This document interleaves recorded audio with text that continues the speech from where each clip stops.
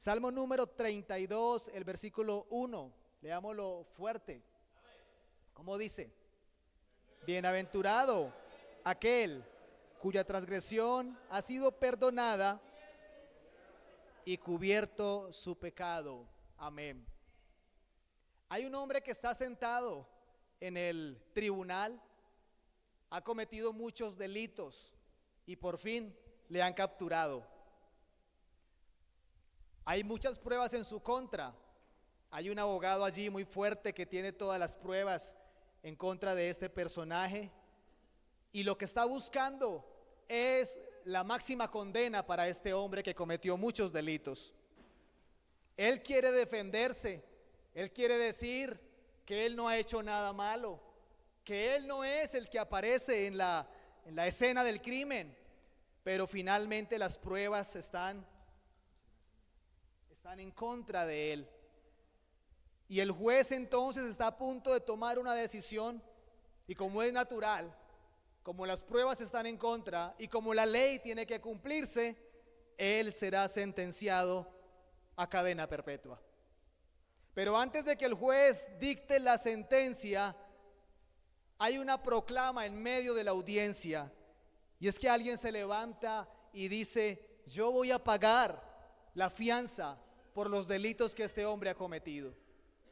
Y entonces hay revuelo en medio de la audiencia y finalmente hay un acuerdo. En pocos minutos, aquel hombre que iba a ser condenado a estar encarcelado de por vida, está saliendo de aquella audiencia totalmente libre. Y él no lo puede creer.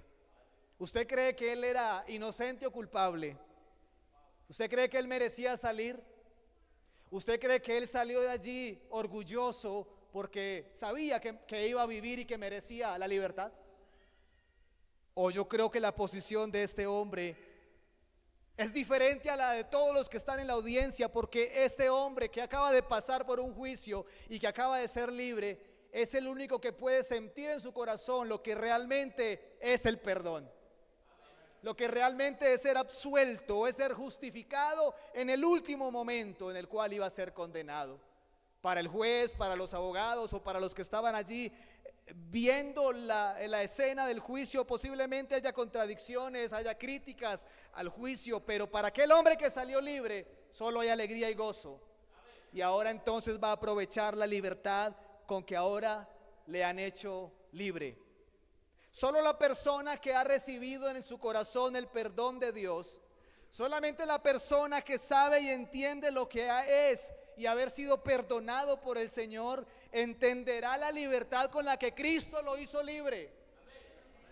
Quien no ha recibido perdón de Dios o quien no disfruta del perdón de Dios, no disfruta del Evangelio, no disfruta de Dios. Pero yo creo que aquellos que han sido perdonados, sea mucho o sea poco, pero de algo hemos sido perdonados, tenemos, como dijo el salmista, la dicha del perdón en nuestro corazón. Ese que escribió ese versículo allí está diciendo: bienaventurado aquel cuya transgresión ha sido perdonada. Y sabe que la palabra bienaventurada se repite en varias ocasiones en la Biblia, pero especialmente Jesús la pronuncia allí en el Sermón del Monte, Mateo capítulo 5, cuando él está diciendo: bienaventurados los pobres de espíritu, bienaventurados los pacificadores. Y esa palabra bienaventurado es dichoso o más que feliz.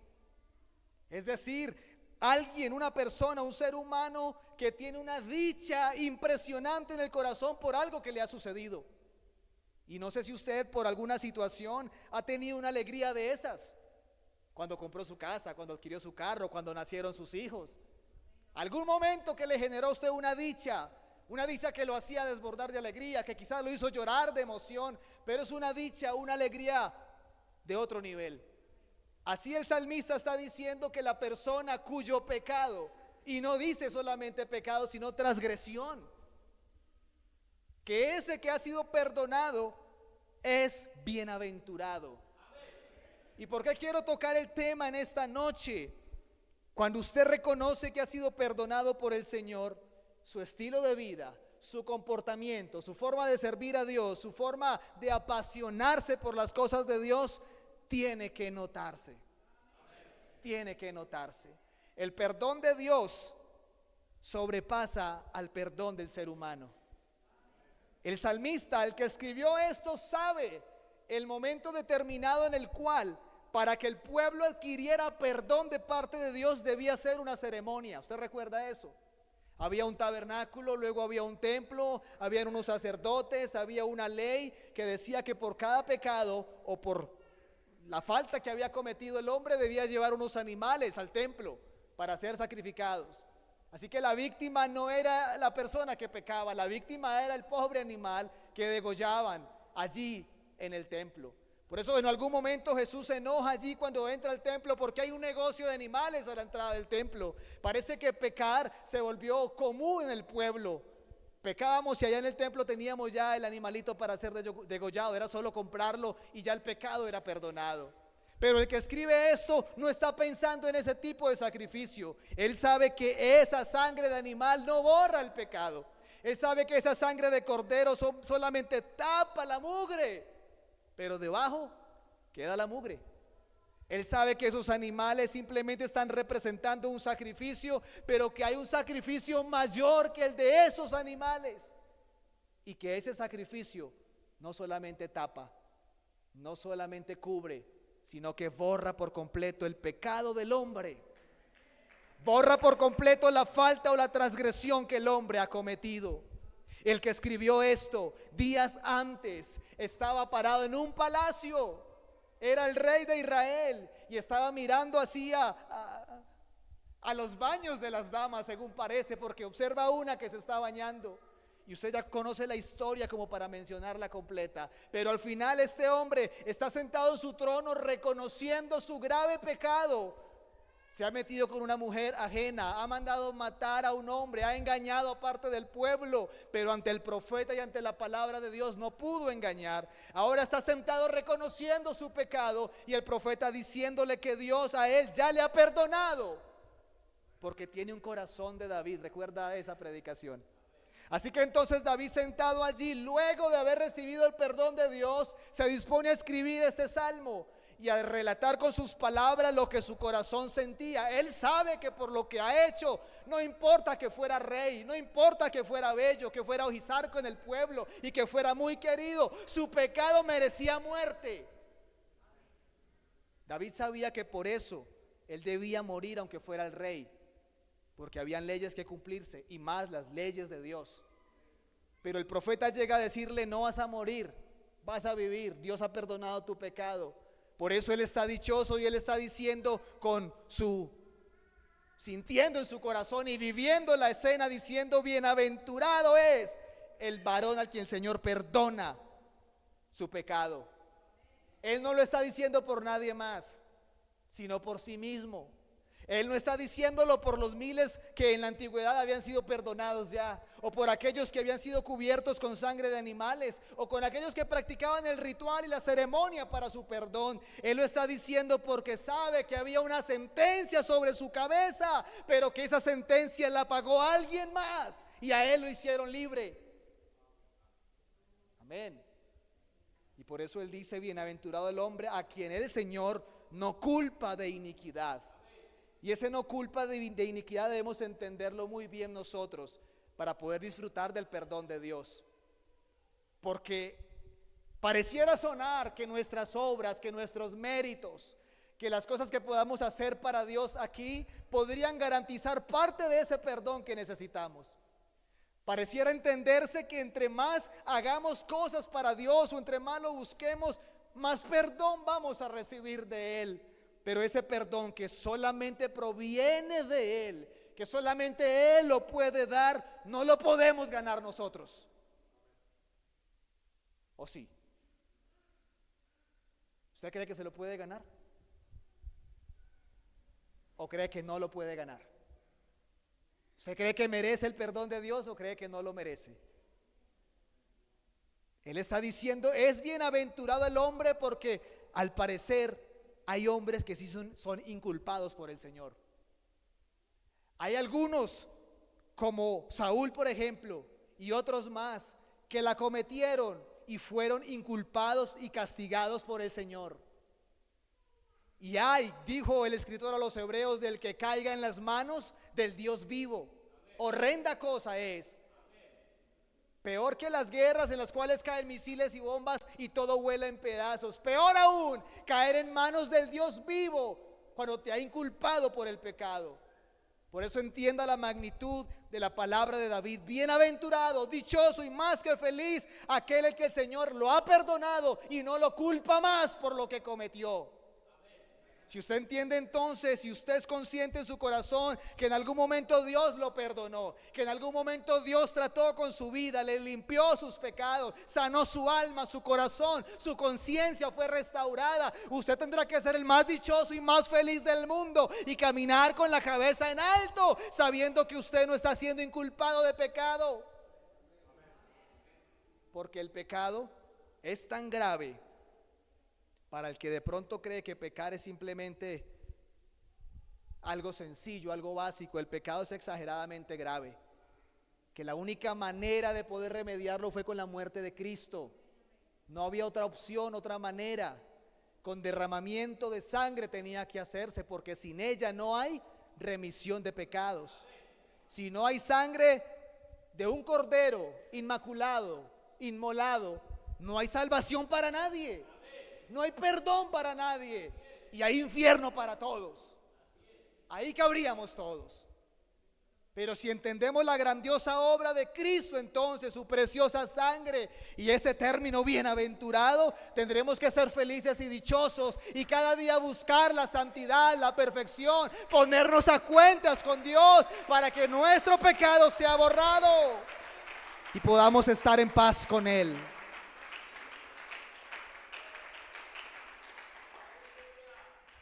El tema del perdón de Dios es tan glorioso que lo que el Señor Jesús buscaba siempre al buscar los enfermos era perdonarlos primero.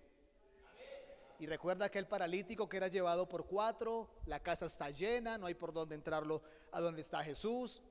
A algunos se le ocurrió la idea de romper el techo de una casa ajena, pero allí meten a aquel hombre paralítico a los pies de Jesús. Lo que esperaban los 4 y el paralítico y seguro los que estaban allí era ver la sanidad del hombre enfermo. A eso iba, a eso lo llevaron. Pero Jesús al mirarlo a sus ojos le dice: hijo, tus pecados te son perdonados.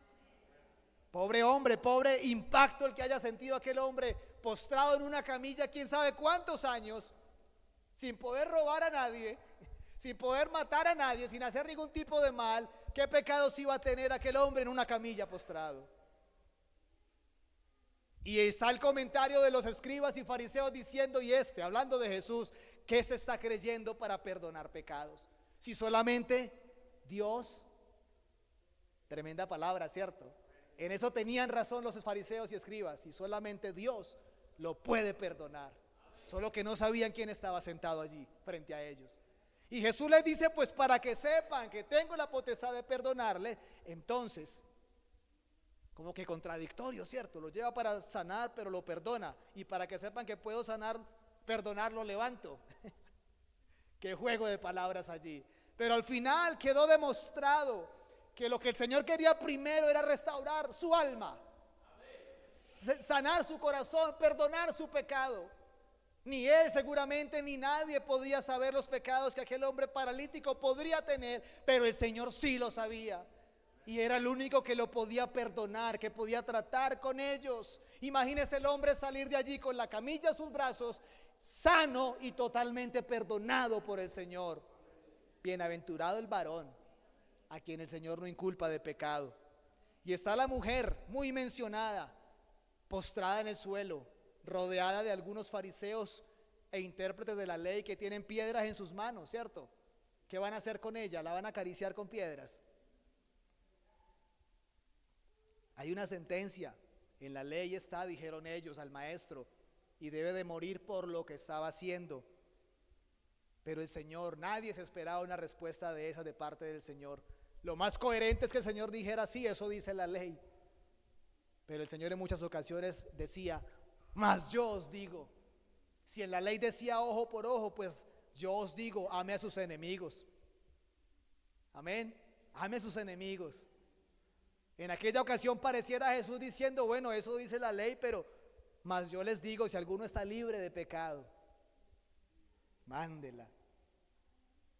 mándela.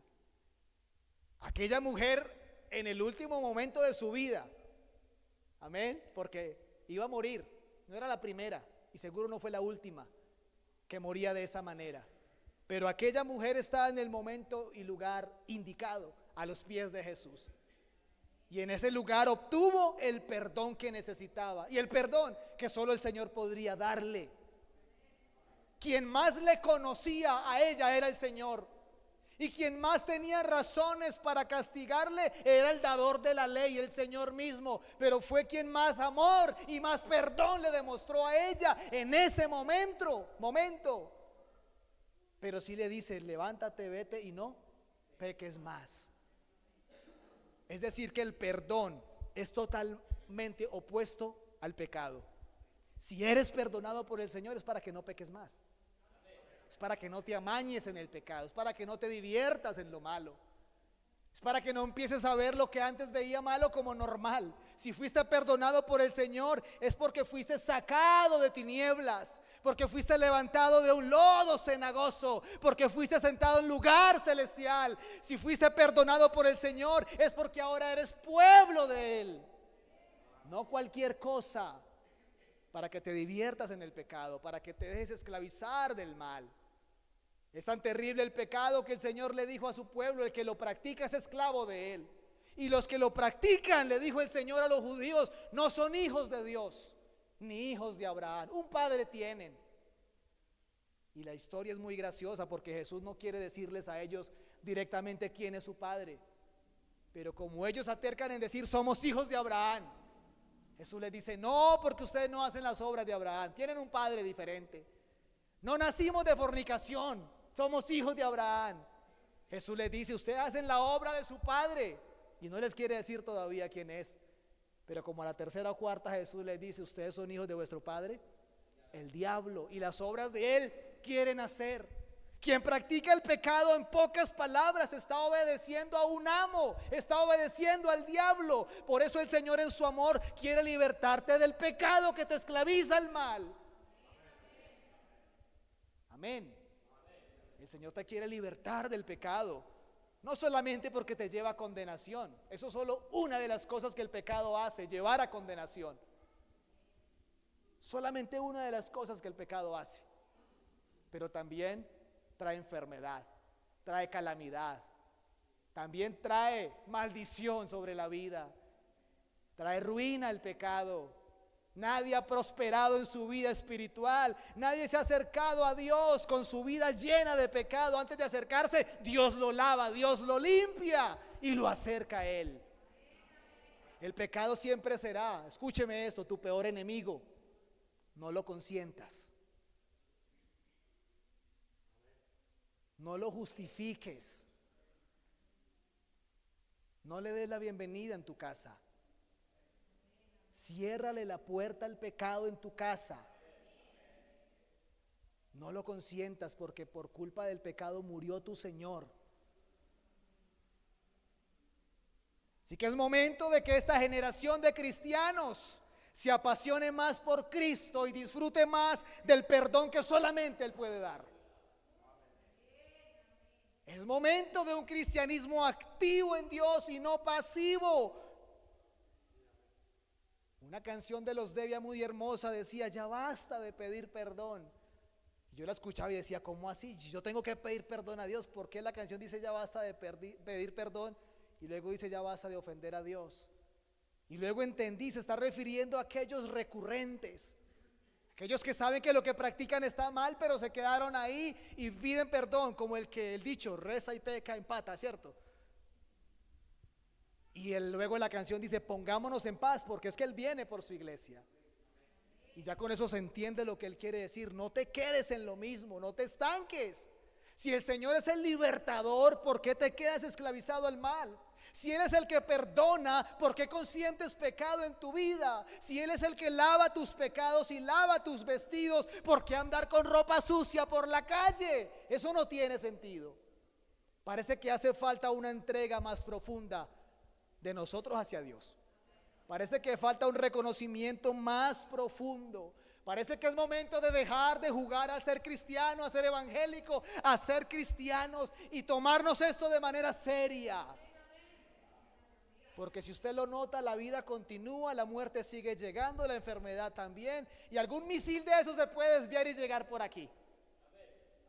Y hasta ahí le llega la vida a más de uno. ¿Por qué postergar el perdón de Dios que hoy está tan amplio y tan abierto para nosotros? ¿Acaso tienes que andar en granos de maíz por la calle implorando perdón de Dios? Yo creo que no. Yo creo que los que hemos recibido su perdón en algún momento de calamidad, en algún momento de pecado, hemos recorrido a nuestro cuarto, a nuestra cama o al altar y le hemos dicho: Señor, perdónanos de lo profundo del corazón. Y no sé usted, pero yo he sentido su perdón inmediato. ¿Cuánto tarda usted en perdonar la falta de alguien que le está pidiendo perdón, obviamente? ¿Cuánto tarda usted en sacar de su corazón eso que a veces siente por otro que lo agredió, que lo ofendió? ¿Cuánto tarda? Si usted me ve a mí obrando mal ahora, por ahí por la calle, mal parqueado y todo eso, y yo vengo a la casa y me arrepiento, ya Dios me perdonó, ¿cuánto tardaría usted en perdonarme por eso? Y no podría subirme aquí por muchos días, a pesar de que Dios ya me perdonó. Pero más de uno no. El amor de Dios es de otra dimensión. Y el perdón de Dios es de otro nivel. Disfrute ese perdón. Disfrute de ese perdón que Dios le ha dado. Y sé que perdonar a otros, aunque no es el tema porque hablamos de la magnitud de perdón de Dios, pero no se nos puede pasar por alto un texto donde el Señor dice que de la manera que Él a usted y a mí nos perdonó, de la manera, así también perdonemos a otros. Y aquí se pone de para arriba el asunto. Porque si usted, por buena gente que haya sido, por cristiano que haya sido desde nacimiento, usted nació con alitas y con una aureola brillante en la cabeza posiblemente, pero algún pecado has cometido y de algo Dios te ha perdonado. Y ya estamos entendiendo que el perdón de Dios es tan grande, tan amplio, que no lo podemos ni entender con nuestra mente limitada. Pero algo Dios te ha perdonado en tu vida. O aquellos que de pronto transgredieron la ley de Dios y se revolcaron en el mundo, hicieron cantidad de males, se sintieron muy mal y Dios también les perdonó. Así dice el Señor, que de esa manera perdonemos a otros. Y solamente eso tiene que venir de Dios. Solamente de Dios. Y si en el corazón no nace el perdón hacia alguien, si en el corazón no nace el perdón, no digamos ni a nuestros enemigos, porque creo que nosotros aquí no somos enemigos, sino a nuestros hermanos, hace falta algo del perdón de Dios en nosotros. Hace falta un toque del perdón de Dios en el corazón. Termino con esto. Hay una escena impresionante en la Biblia. Está Jesús en la cruz al medio de dos varones. Esos dos varones estaban siendo condenados por lo mismo, los mismos males que habían hecho al pueblo. Ellos merecían estar ahí, según uno de ellos lo dijo. Nosotros sí merecemos la muerte. La ley bastante estricta. Barrabás se salvó de puro milagro, pero también él iba para la muerte de cruz, el martirio.